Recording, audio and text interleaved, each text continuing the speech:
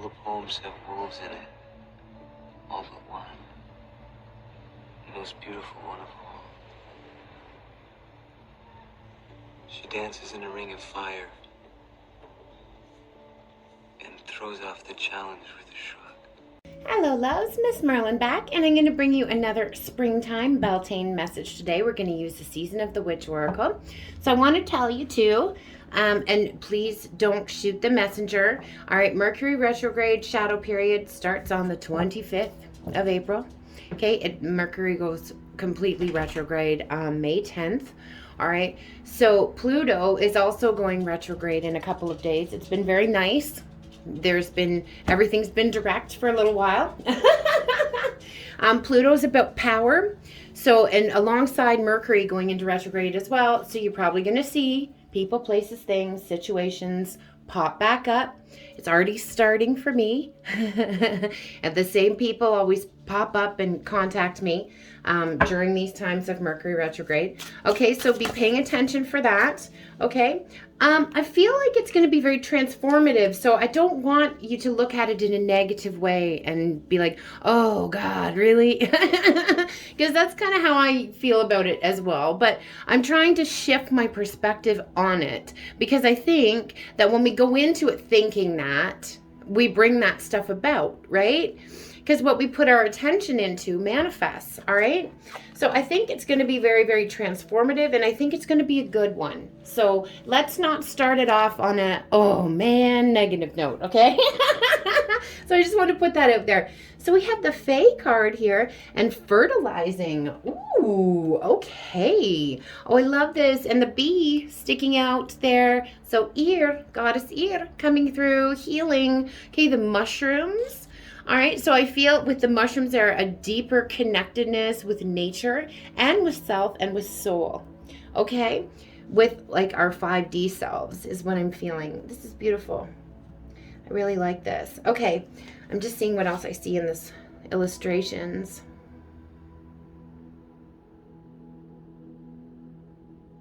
They have the horns on there too.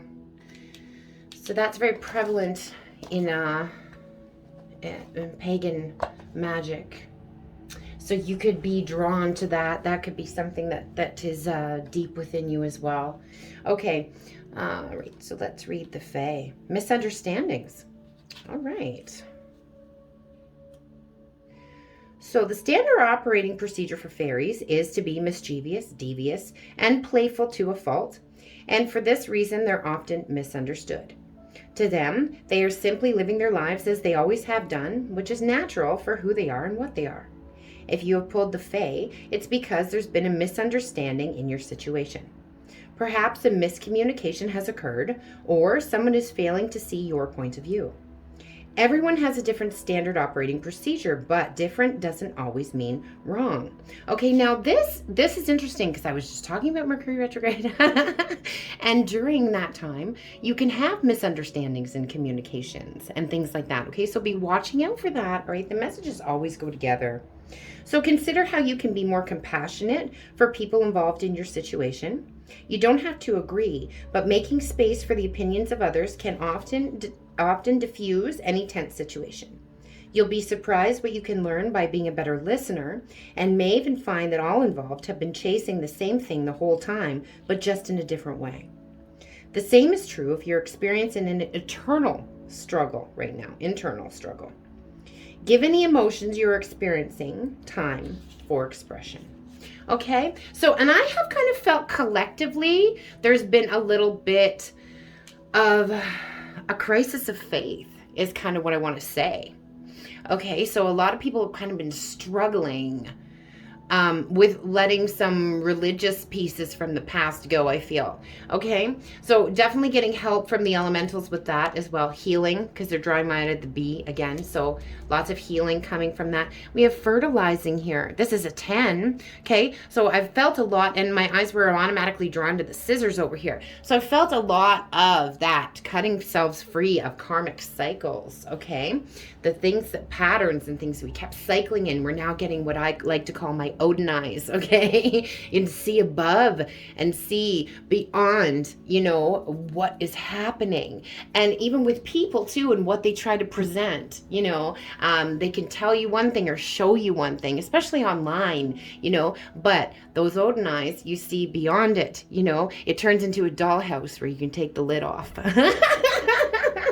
So honing and sharpening that too, I feel that's why I'm bringing that up. All right. Let's see. Mastery. I love that.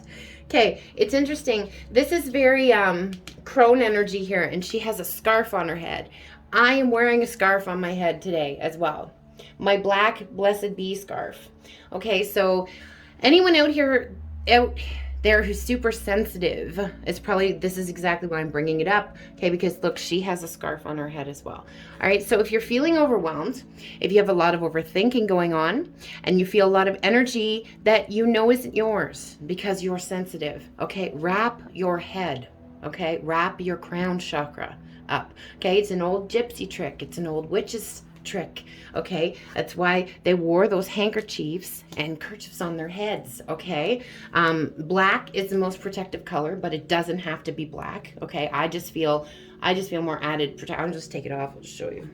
Hold on. Okay, so this, I just put this on like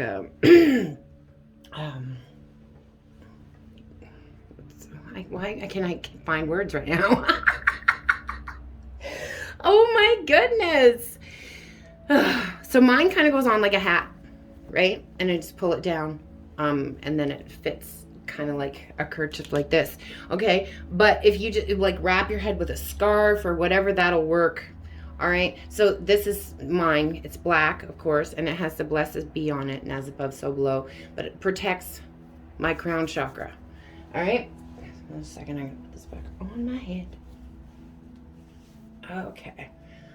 All right, so when the energies are crazy and chaotic, perhaps you need to do that, okay? Men and feminine alike, okay? This works for both of you, all right? Bandanas, whatever you want to do.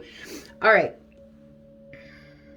So the poem here is, food is not the only thing that nourishes you, dear one. Be mindful of what you feed your soul. Okay. So we'll read this one. When fertilizing appears in your reading, it shows that you're mastering your craft through diligence and consistency. You're a hard worker and have invested in your goal with a single-minded focus. However, it's time to expand your effort. As a plant grows, so does its hunger for fertilizer. So more effort is needed as your success grows and your goals expand. Now may be a good time to further invest in your development, taking a class, finding a mentor, or engaging in research that will help you advance your skills. This card is one of mastery, and you're well on your way to becoming an expert in your field. If you pulled this card with Green Man, it is particularly encouraging sign that it means that you're on the right path and have the right mindset to match. Now, we didn't pull the Green Man card, but if you have been seeing that, that's an added synchronicity and an added message for you, okay?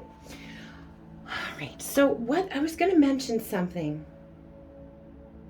Oh, yes. Okay. So speaking of investing in yourself and taking some classes, I did that. I have been doing that.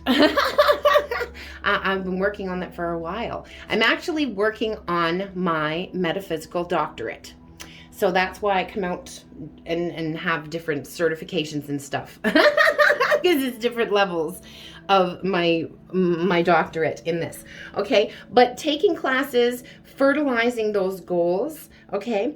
I want to mention too, investing in yourself. Okay, Rise Up is coming at the end of the month, Dov and Nicole. If you're not following them, you should be. Okay, guys, if you want to be in union, you need to be around and surrounding yourselves with the energies of people who are in union and know what they're talking about. Okay, so that's first. So if you're not following them, go ahead and do so. Okay, but they're going to have the Rise Up event at the end of the month. It is so super shifting. Like, I can't even tell you. It's crazy. I'm going to put the link below I posted a video about it over on my community page the other day if you'd like to go and check it out, okay? If you want more information on that, I am going to be there.